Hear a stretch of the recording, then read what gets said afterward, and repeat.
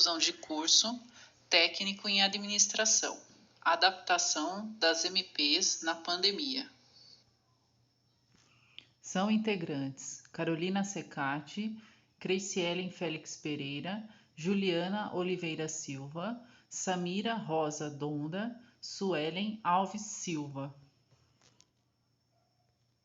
Serão abordados justificativas, objetivos, problemas de pesquisa, procedimentos metodológicos, fundamentação teórica e a execução do trabalho. Boa noite, meu nome é Juliana. Como visto, o nosso trabalho é sobre a adaptação das empresas na pandemia. Dentre os inúmeros impactos, levantamos dados sobre as vendas, que foram bastante abaladas com a chegada da pandemia, sobre a produção, as suas condições, levando em consideração a redução do quadro de funcionários, o acesso aos fornecedores e também analisamos como a gestão financeira das empresas conseguiram se manter, podendo contar com o auxílio emergencial proposto pelo governo e pelas linhas de crédito. Objetivos gerais: identificar a estratégia usada de ressignificação pela empresa para se manter em meio à pandemia Covid-19. Objetivos específicos: oferecer serviços e produtos de qualidade dentro do prazo, cumprir com a responsabilidade de pagamento aos devedores, não ter escassez de mão de obra com demissões, se manter ativo economicamente. Problemática: com o prejuízo econômico estabelecido dentro das empresas, é nítido ver a ressignificação e a adoção de boas práticas para garantir a continuidade das operações realizadas. Meu nome é Cricielen e primeiramente quero dizer que é uma alegria estar realizando esse trabalho de conclusão de curso. Vou falar sobre quais procedimentos metodológicos nós utilizamos para a pesquisa e coleta de dados da empresa propriamente dita. Bom, começamos com uma observação direta da empresa, no que diz respeito à sua reação perante a pandemia, observando e coletando dados de suas adaptações. Este processo se tornou ainda mais viável, já que uma das membros do nosso grupo é funcionária da instituição. Não obstante, com a observação direta desta empresa, elaboramos também um questionário qualitativo para ouvir outras empresas. Utilizamos perguntas dissertativas, em sua maioria, justamente porque nosso foco não é números e estatística, e sim observar as respostas às nossas perguntas abertas. Assim, se torna possível saber como cada empresa reagiu a esse período tão difícil que é a pandemia. E por fim, com base nos relatórios fornecidos, fizemos um levantamento de dados, o qual você tem acesso no decorrer desse TCC. Para entendermos melhor a situação que o nosso país está vivendo, precisamos entender o que é crise. No dicionário, crise é o ato de separar, decidir, de julgar. Ela pode ser de caráter financeiro, político, profissional ou pessoal. Em 2008, passamos por uma crise financeira que ocorreu devido ao estouro de uma bolha imobiliária nos Estados Unidos, acarretando o aumento nos valores dos imóveis, fazendo com que os bancos fizessem empréstimos sem avaliar se as pessoas teriam condições de devolver o dinheiro. O fim da crise foi declarado em 2009, porém, diversos países continuaram por vários anos tentando se recuperar dela.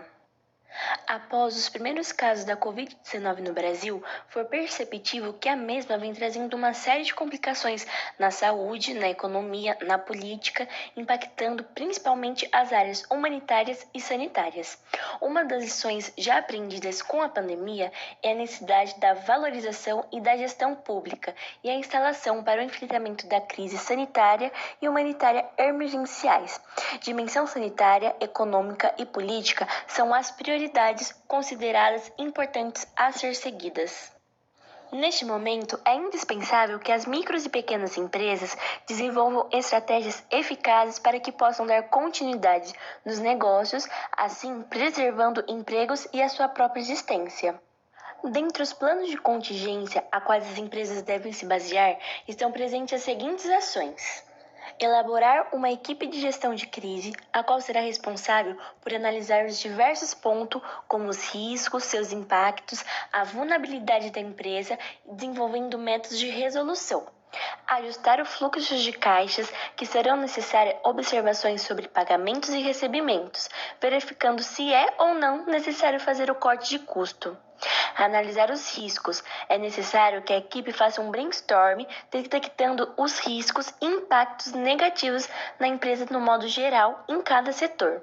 E determinar estratégias eficazes e fáceis de ser aplicadas, descrevendo qual será a ação realizada em cada situação. Do ponto de vista econômico, a sucessão de efeitos do coronavírus sobre a economia brasileira pode ser descrita de 3 períodos. Período 1, em que a economia recebeu os primeiros choques e as medidas necessárias para proteger a população do vírus. Período 2, iniciado em abril, marcado por choques secundários e crise sobre o emprego, a renda e as empresas.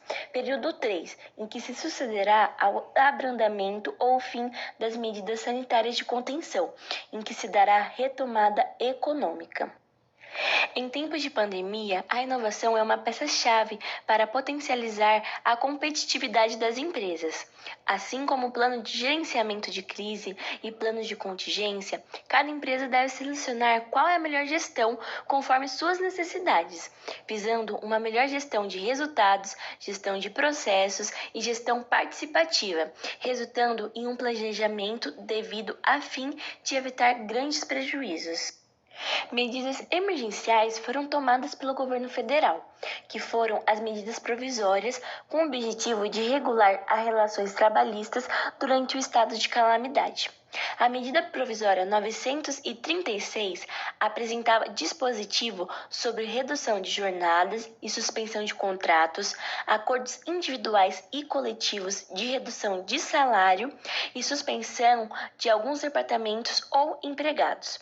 A medida provisória 927 apresentava dispositivos sobre home office, férias individuais e coletivas, antecipação de feriados, adiantamento do pagamento do FGTS e ainda sobre a Covid-19 como doença do trabalho.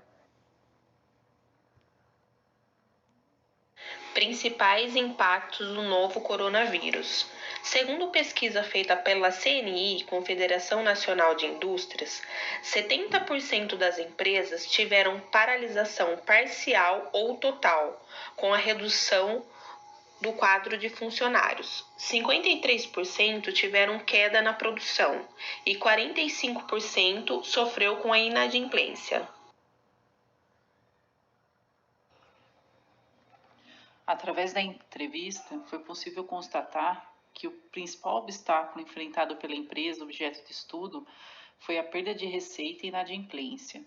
Muitos clientes se viram obrigados a suspender suas atividades parcial ou até interinamente.